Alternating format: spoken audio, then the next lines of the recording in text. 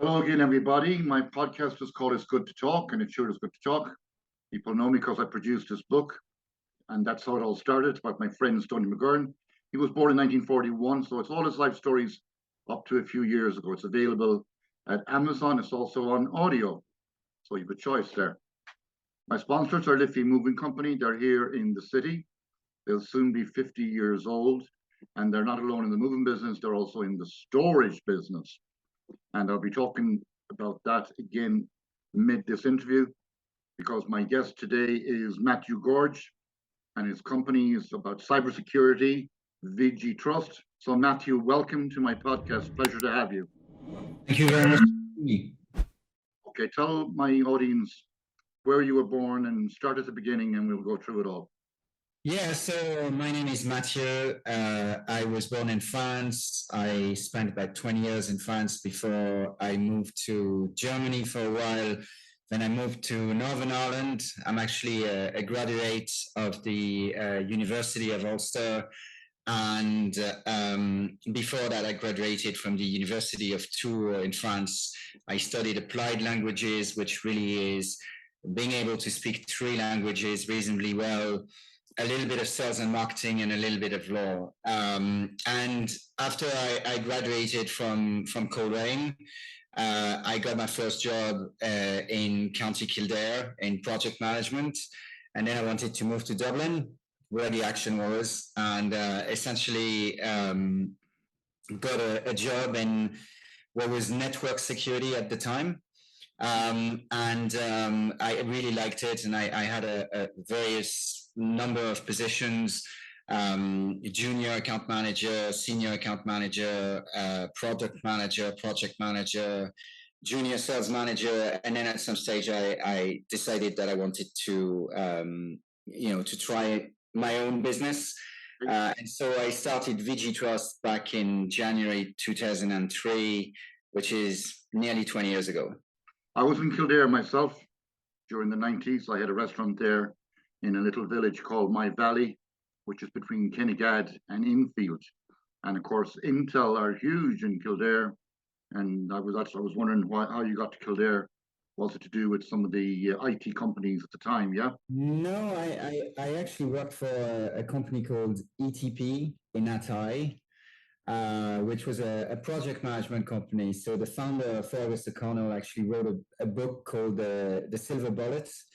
And it was a methodology, a 10-step methodology on how to run successful projects, specifically in IT, but you could apply it to any type of industry. So that was really interesting. I guess at the time I was, in my early 20s, and as much as I thought that Atay was a happening place, Dublin was a lot more attractive at the time. Of course. You win for the White City Lights. So now let's get back to Vigitrust, which is a cybersecurity company. And so tell us a little bit about starting up that. And was the root of it in Dublin or where? So I started the business in Dublin. And initially what I wanted to do was to provide security and privacy training to non-technical people. So today it's kind of common nature that you need to educate the board on cyber accountability, and if they don't have cyber accountability, depending on where they're based, they may end up with a criminal record. They might even end up in jail or paying fines.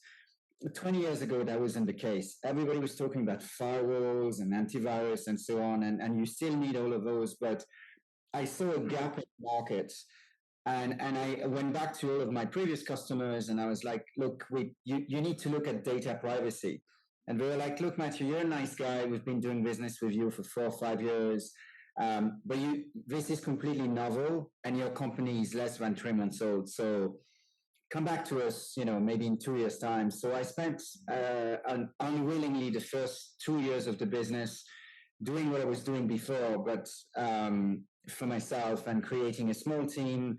Anyway, long story short, the first 15 years of the business, we were essentially security assessors, trainers, and security consultants. And then about 5 years ago, we decided, my CEO and myself, to pivot the business into a software company. that pivot took about 2 years. And so today, Vigitrust is essentially a software as a service provider of governance risk compliance solutions. So we've got an award-winning tool called VG1 that allows our clients to prepare for, validate, and manage continuous compliance with about 100 security frameworks, privacy laws, and regulations. So I'm sure you've heard of GDPR. If you take credit card payments, you've heard of PCI. If you're doing any type of healthcare work in the US, you've heard of HIPAA. So that kind of stuff. We've got clients in 120 countries. So we're still headquartered in Dublin. That's where the bulk of the development team is. But we have folks all over the world where essentially with COVID, we allowed hybrid working, and it's very hard to get people back in the office. I'm based in New Jersey. We have an office there and an office in Manhattan. It's very likely we'll have an office in Texas at some stage in the first half of 2023. And we have an office in Paris, in France. So our clients would be financial services, healthcare, higher education, government, semi-state, and we're extremely big in the hotel and hospitality industry as well. Interesting. I said earlier on, like that my company that sponsors me, Liffey Van Lines Moving Company, and they also do storage. So the storage, of course, has to be secure for the customer, their personal belongings, but their information is very secure as well. And everything we have and we do is backed up so that, well, clearly from the point of view you mentioned, credit card payments. So we have their information for like billing address, billing information, all that, and all their private information. It's backed up in the event that something could happen or a system could break down. And that, as you said earlier, that should be for any medium-sized or even a small company. Yeah.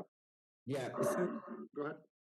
To that point, I created a security methodology called the 5 Pillars of Security Framework about 12, 13 years ago. And it's based on the idea that whatever business you're in, wherever you're based in the world, if you want to comply with local data privacy regulations and have good security, you need to look at 5 key areas. So the first one is physical security. For instance, where is your storage? The second one is people security. Who can get access to what, under what conditions? Right. The third one is data security. How do you make sure that you know what data you have? You classify it and you encrypt it. You get access to the data. You have logs, and you know what's happening with the data, the life cycle of the data from creation to deletion. The next one is infrastructure security. So that's your wider infrastructure, your headquarters, your subsidiaries, your franchisees, your third parties, fourth parties, your cloud, your applications, your hybrid working folks. And then the fifth one is crisis management. What do you do when something goes wrong? So with that, around those 5 pillars, I created 2 frameworks. One for the board that has 5 questions per pillar, and one for the more operational people that has 12 questions per pillar, so 60 questions. And they all asked in plain English in order to translate the legal and technical jargon into a business risk. Right. Because the board deals with risk every day, HR, financial, political, unions, whatever, you name it. It's not a case that they can't deal with cyber risk. It's a case that we're not translating cyber and data risk into a business risk that they can identify with. So what I've done is I've tried to translate that. And if I may, I wrote a book called The Cyber Elephant in the Boardroom, which was published by Forbes and was a bestseller on Amazon for a few weeks last year. And it's all about how do you engage with the board and how do you demystify everything that has to do with hacking, data protection. So it's called The Cyber Elephant in the Boardroom, yeah? One of the things that, and I don't know what it's like in your industry, but in my industry, very few people like to talk about the mistakes. And I'm very much driven by, there's no need for you to make the mistakes that I've already made. And hopefully you can share the mistakes that you've made so I don't have to make them. And part of the stuff in the book is around how do we communicate on what works, but also on what doesn't work, so we can help each other, that sense of community. I always say that if you work in security, it's a super lonely job. If you do your job correctly, nobody knows your name because everything's going well. If you're hacked, you're public enemy number one because you didn't. It's some head needs to roll, and generally speaking, it's not initially the CEO's head. It's the CISO or the risk officer. Then after that, it might be the financial people, and eventually the CEO. But generally speaking, when there's blame to be assigned, it's assigned to the security people. And that's very unfortunate because we don't really know the inner workings of, did they have a budget? Did they have a seat at the board? And so what I really think is interesting is to build that sense of community. And I actually built a community, a worldwide community called Vigitrust Global Advisory Board, which is completely free of charge. And which brings together about 150 plus board of directors, C-level folks, law enforcement like FBI, Interpol, the Irish Guards, NYPD, many others, regulators, academia, from 32 countries to discuss that sense of community and to create a judgment-free zone where everybody can work together. That's interesting. Of course, people are important, and you mentioned the name of the book is The Elephant in the Boardroom. But what if the fox is minding the henhouse? That does happen from time to time. Unfortunately, you can't legislate for having internal malicious actors, but what you can do is you can build a process whereby you're monitoring the good behavior of the company from a security and a compliance perspective, internally as well as externally, in such a way that if I'm a malicious internally and I start copying confidential data, an alert goes up to a number of people, and there's different kind of things that you can do with it, which goes back to my 5th pillars, which is about crisis management. You can't protect what you're not aware of, so you need to know your ecosystem. Once you know your ecosystem, your data, your IT systems, your cloud, and so on, you can map the data flow. You can look at the data classification, and you can say these are the type of issues that could happen internally, externally, from trusted partners, from untrusted partners, because sometimes, depending on how you're set up, you need to work with a third party that's going to perform some service for you, and yet you can't trust them. So there are indeed some attacks that are coming from the fox in the henhouse. Okay. My guest today is Mathieu Gorge. We're talking about cybersecurity. He has a book published called The Elephant in the Boardroom. I would recommend it. I assume it's still available on Amazon. And if you like the podcast, please subscribe. And I have a whole bunch of podcasts that deal with a lot of different issues because it's good to talk and it's good to share knowledge because we've spoke about that. So coming back to something else, like recently in the news, there's been lots and lots of talk about voting and voting machines and voting this and voting that, and big issues. But if you step back from it, from my layman's point of view, in this day and age, 2022, why isn't the voting system basically as simple as something you could do on your home computer, your social security number, your date of birth, and your address, your gender, your mother's maiden name, and that gives you a vote? Why can't it be that simple? In theory, it could be that simple. In practice, it is, I would say, a strategic choice made by a number of governments. I don't know if you remember the whole saga about the voting machines in Ireland back in I think it was the year 2000. Yeah. And those machines that cost millions ended up being scrapped for a few thousand euros each, or pounds at the time. And I think that the issue is in building the trust, right? So I'm not a great believer that we're going to move from paper-based voting to electronic voting in one go. It's going to have to be a hybrid system. To demonstrate that the votes that have been counted electronically are just as valid, if not more valid than the others. And there's going to be a transition.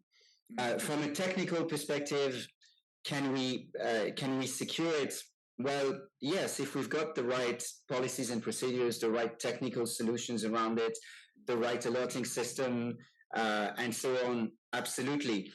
The key question comes into the trust model, right? So you mentioned trust earlier on. Am I, as a citizen, going to trust that my vote is going to be allocated to the right person? I mean, at the end of the day, where's the difference? Because you put in a ballot into a box, you trust that it's not going to be tampered with. And so, but I do think that every time there's change, people resist change. The other resistance from voters is, hold on, I'm not giving you my day of birth, my mother's maiden name, blah, blah, blah, blah, blah. But to me, that's not actually a valid concern because you've already given that 100 times, right? In this case, you know that all of the different elements are going to be in one single part. Well, it's like a security a PIN number, a password for your credit card or something like that. It's pretty much backed up. That's not to say that people's credit cards don't get scammed now and again. It seems the people in Nigeria are smarter than me when it comes to that stuff. Yeah. So you touched on something that's really interesting, which is what is the value of my data as a citizen, right? So I was born in France. I lived in Germany. I spent 25 years in Ireland. Now I'm in the US. So I have like data everywhere. And I know for a fact that the French, the German, the Irish, the UK, and the US governments have my mother's maiden name, my date of birth, and my history. Do I worry about it? Not really. I don't think that even though there's data everywhere that it's totally visible. But I have absolutely no. I'm completely convinced that there's not much I can keep from the government, or that anyone can keep from the government. But I'm not afraid necessarily that their databases are going to be hacked and that the hackers are going to be able to make sense of the data because it's very unstructured. In terms of credit card data, do I need to worry about my credit card data? Not really, because in 99% of the cases, you're going to cancel your credit card, you have insurance, you're going to get the money back. Yes, it will be an inconvenience. Yes, you're going to have to set up your direct debits again. But you can have as many credit cards as you want. Where I worry is with my health data, because I only have one set of health data. I have a passport, it's valid for 10 years.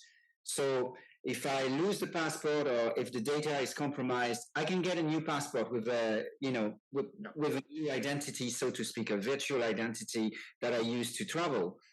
If somebody hacks into my health data and starts exposing my health history, any type of information about my religious orientation, my sexual orientation, my how many kids I have, and so on. That's what worries me. I'm not really too worried day in, day out about financial impact because I'm pretty sure I'll get the money back. It'll be painful, but I'll get the money back. I only have one set of health data. Well, then again, like someone like, say, Snowden, who left the USA, and I believe he's living in Russia. I hope he's not in any danger over there. Like his story, without a doubt, was interesting. That he had that he observed so much information, and it was like again, government issues of being able to regulate the street lights and road signs and stuff like that, which is kind of a more macro issue, I guess. Yeah.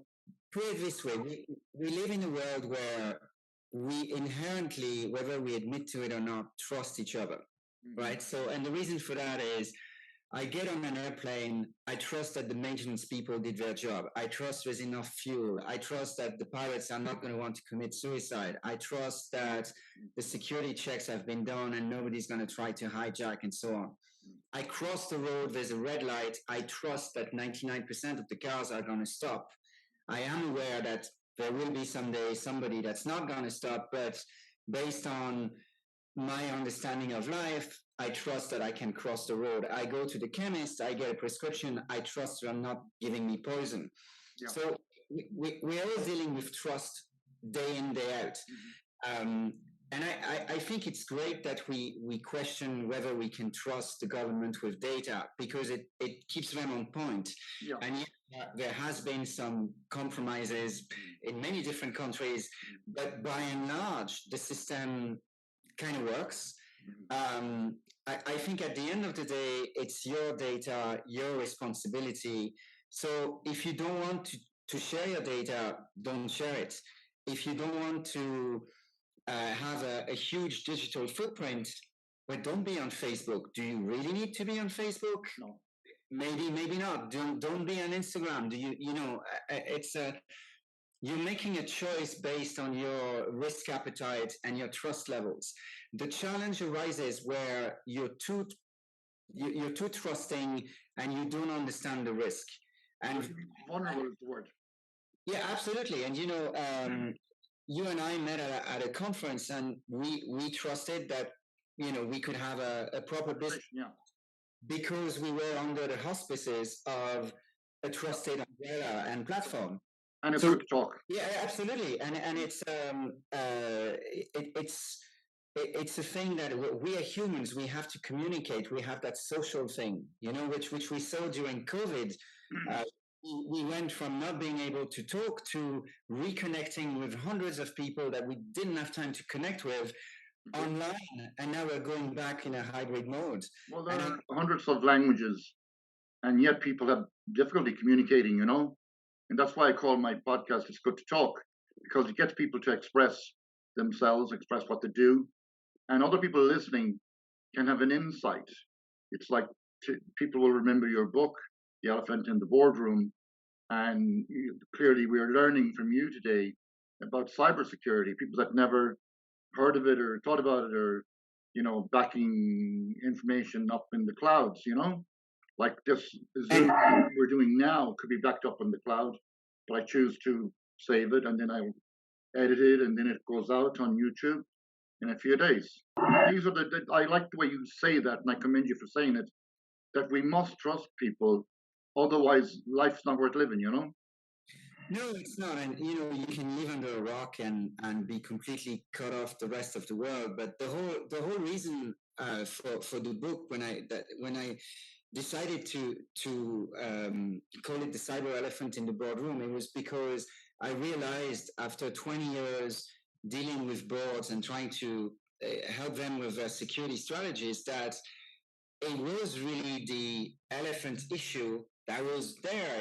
You could not see it, but nobody wanted to talk about it. So you're right. It is good to talk.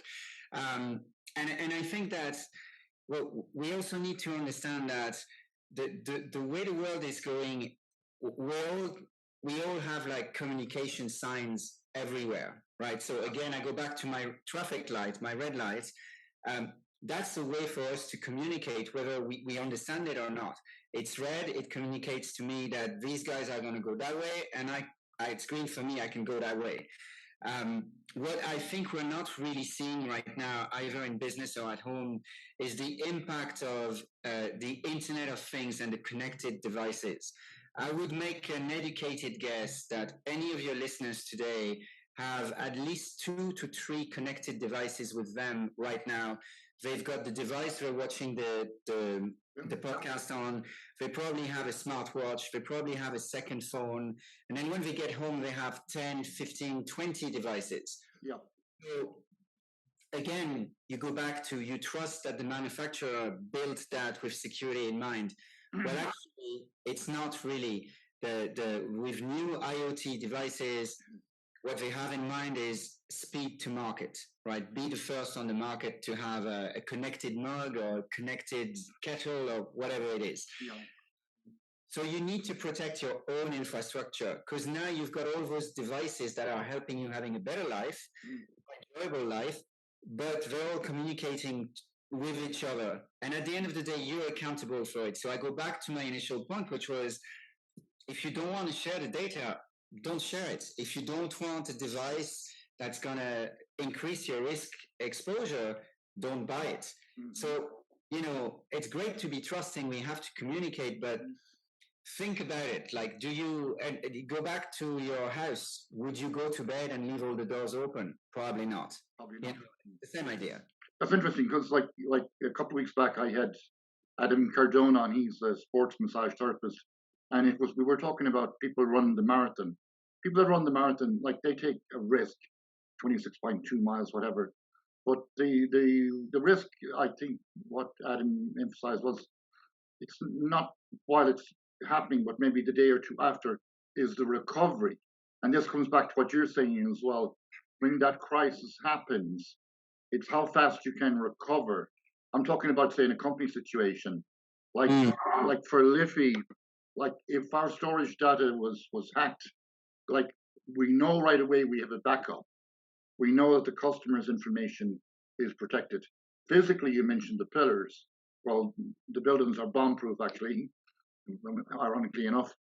So these are all the good things that you've mentioned today. And my guest is Mathieu Gorge, talking about cybersecurity, and it's good to talk. If you like the podcast, hit like, and if you like all my podcasts, subscribe. Mathieu, anything else you'd like to add? Well, I do have a couple of more questions for you before you run away. Say, I ask this of most of my guests that are in the service business. Like, how do you charge a company for your service? Is it on ROI? Is it on number of employees? How does that go? So the VG1 platform is a software as a service platform. So it's based on a subscription model, pretty much like an antivirus. And the cost of the subscription depends on the number of project managers and compliance managers that you have. And then contributors are free. So a contributor is somebody that might be assigned a control, and you might say, tell me that policy is in place, that's included. The project managers are people that are either going to be responsible for, say, storage security, physical security, or maybe compliance with GDPR or whatever. And we find that... Or a company like the moving side of Liffey, it could be like that all the trucks are registered, all the insurances are in place, and all of the data that deals with the physical truck and indeed the driver's information that he's licensed to drive a truck. Yeah, absolutely. And then, I always say that security is a journey and it's not a destination. So in other words, it has to be continuous. You can't, you can stop and take a breather, but by the time you've taken the breather, the attack surface has changed. Yeah. The only other message I would leave people with, I guess, well, there's two messages. The first one on the security and compliance side is that if you look at all of your assets, physical, logical, tangible, intangible people, and then you put them in a scope, from that scope, you say, okay, what is the risk to that scope? What are the risks? What are the different scenarios? Then you look at the likelihood of that risk being exploited. You look at the potential impact, and that gives you a residual risk that you can either accept, transfer to some extent to operationally or through cyber insurance or whatever. Or you can ignore the risk, but you should never ignore the risk. So that's that's a very nice, simple way of looking at the risk across your spectrum. The last point I was going to make is that I feel incredibly lucky that I ended up my studies in Ireland. And the reason for that is that at the time, Ireland was much more progressive in terms of entrepreneurs and so on than France. It has changed. France has really caught up. And I don't think I would be where I am in my career if it wasn't for Ireland Inc. And I also would like to say, if you've got a project in you and you're willing to give it your best, just go ahead and try it as early as you can, because you're going to fail a few times potentially, but entrepreneurs never give up. And in the end, they end up having a great career, and then they end up at a conference and meeting people like you. And well, thank you very much, and thank you. Pleasure to have you too. And as I think Einstein said, if you don't make a mistake, you don't make anything, because you have to learn from mistakes. So, Absolutely. Mathieu Gorge, my guest today, is good to talk. And just put up your information again, if people want to get the book. I want to contact you. You have a website, I'm sure. Yeah. So the website is www.vigitrust.com. That's vigitrust.com. The book is called The Cyber Elephant in the Boardroom, and it's available on Amazon. Okay, and if anybody needs to contact you through me, my email is jhfornews@yahoo.com. It's easy to contact me because I have probably about a whole list of podcasts gone out, and I have some more going out in the weeks coming up ahead. So I'm going to say goodbye to you, Mathieu.